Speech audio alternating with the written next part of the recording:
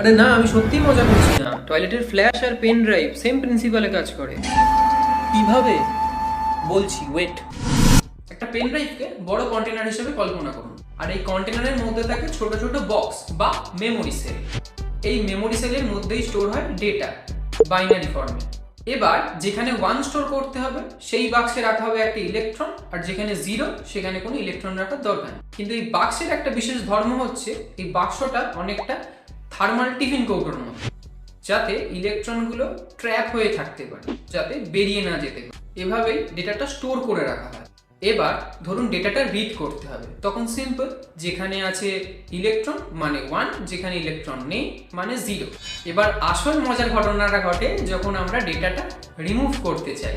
যেহেতু ইলেকট্রনগুলো থাকে অনেকটা ওই ফ্লাক্সের মধ্যে, তাই তাদেরকে বক্স থেকে বার করার জন্য দরকার হয় হাই ভোল্টেজ ফ্ল্যাশে। আর এই ইলেকট্রিক ফ্ল্যাশ সিমরানকে টেনে বার করে কন্টেনার খালি করে দেয়। তাহলে এবার বুঝলেন তো পেন ড্রাইভকে কেন ফ্ল্যাশ ড্রাইভ বলা হয়। ভিডিওটি ভালো লাগলে লাইক করবেন, শেয়ার করবেন, আর অবশ্যই জানাবেন কেমন লাগলো।